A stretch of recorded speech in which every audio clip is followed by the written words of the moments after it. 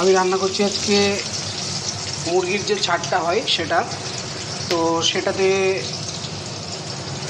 কিছুটা লঙ্কা গোটা দিয়েছি, আদা রসুন আর টমেটো পেস্ট করা আছে, সঙ্গে পেঁয়াজও আছে। আর এই কড়াইয়ে তেল দিয়েছিলাম, তেলে হালকা জিরে ফোড়ন দিয়েছি আর গোটা একটা দারচিনি দিয়েছি। তো তেলটা গরম হওয়ার পরে আমি পেঁয়াজগুলো ছেড়ে দিয়েছি। তো আর এখানে আমার লবণ আছে, জিরের গুঁড়ো, হলুদ ও লঙ্কার গুঁড়ো আছে। তো এটাকে আমি মেখে নেব। তার আগে একটা লেবু আমি চিপে দেবো এর মধ্যে। তো আমার লেবুটা নেওয়া হয়ে গেছে, এবার লেবুটা আমি আমাকে চিপে দিয়ে দেবো।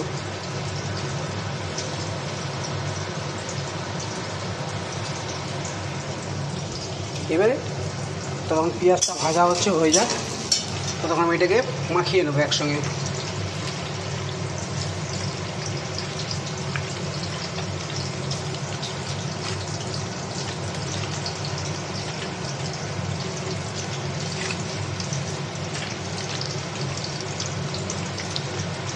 এটাকে ভালো করে মাখিয়ে নেব। তারপরে যদি স্বাদ মতন কিছু লাগে সেটা দেব। তোমার পেঁয়াজটা ভাজা ভাজা হোক আর এটা হালকা ম্যারিনেট হোক। তোমার পেঁয়াজটা ভাজা হচ্ছে,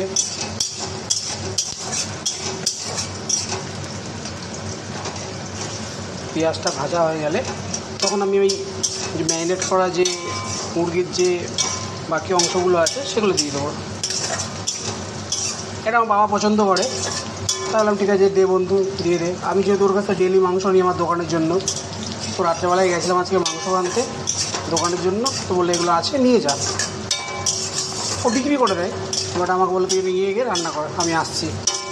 তো ঠিক আছে চল দে, রান্নাই করবো। যেটা আছে সন্ধ্যাবেলা তো কোনো চাপ নেই আমার।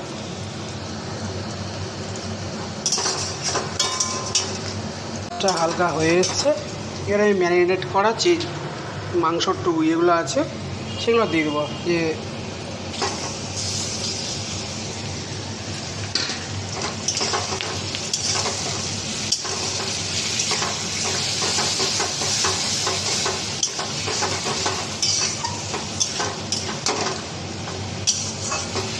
সেটাকে কষা কষাই করবো।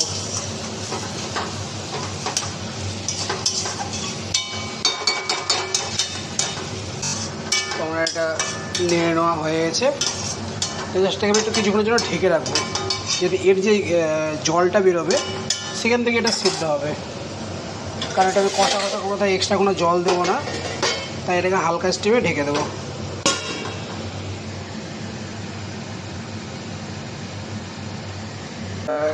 এবার ঢাকনাটা খুলবো হালকা করে।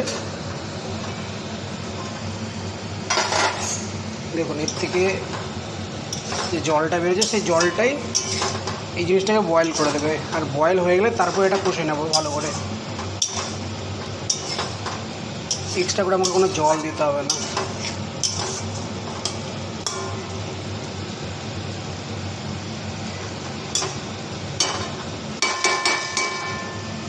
এটাকে আবার একটু ঢেকে দেবো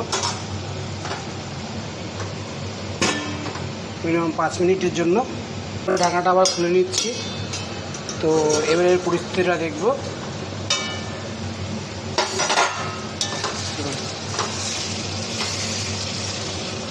এটা থেকে জলটা অনেকটা মরে গেছে, এবার এর থেকে তেলটা ছাড়তে শুরু করেছে।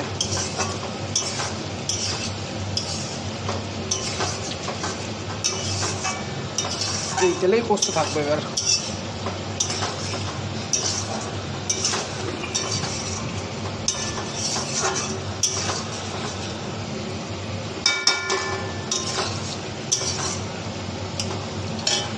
এর থেকে কত সুন্দর তেলটা বেরোতে থাকছে। এটা যত কষবো তত তেল বেরোবে আর এর গ্রেভিটা একদম কষা কষা হবে।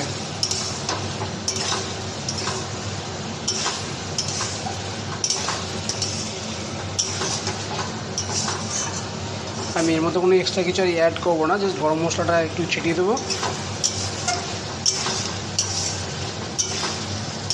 কারণ এই যে কাঁচা লঙ্কাগুলো দেওয়া আছে এর থেকে একটা ঝাল বেরোতে থাকে আস্তে আস্তে। তো তুলে দিলাম এটাকে, শুধু অলরেডি আমি কষতে থাকবো এটাকে। কারণ এটা ভেতর থেকে সিদ্ধটা হয়ে গেছে।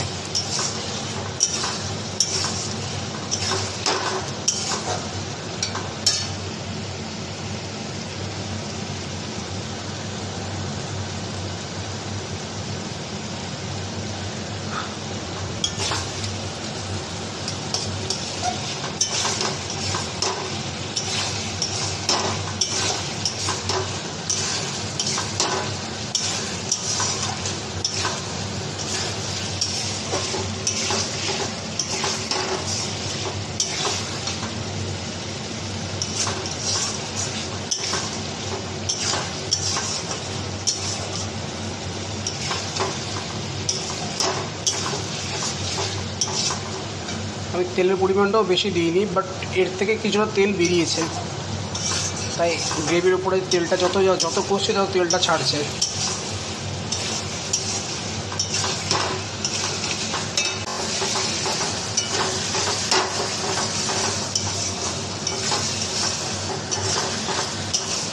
জাস্ট ফ্লেভারটা এত সুন্দর বেরোচ্ছে, কালারটাও যত কষছে তত কালারটাও সুন্দর আসছে।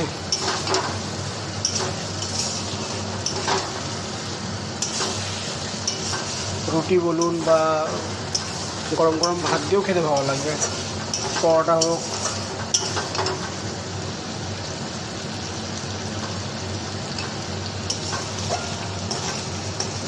দেখুন তেলটা এর থেকে বেরিয়ে আসছে, যত কষা হচ্ছে তত তেলটা এক সাইড হয়ে যাচ্ছে।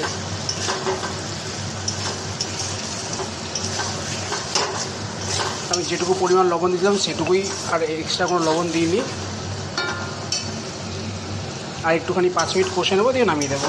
কষা হয়ে গেছে, তো এবার এটাকে নামিয়ে নেব, জাস্ট কমপ্লিট।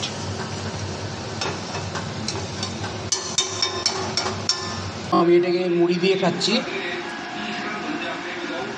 আমি অনেক কিছুই খেতে পারতাম, বাট কষা কষা তো একটু মুড়ি দিয়ে খেতে ভালো লাগে, তো সেই কারণে মুড়ি দিয়ে খাচ্ছি।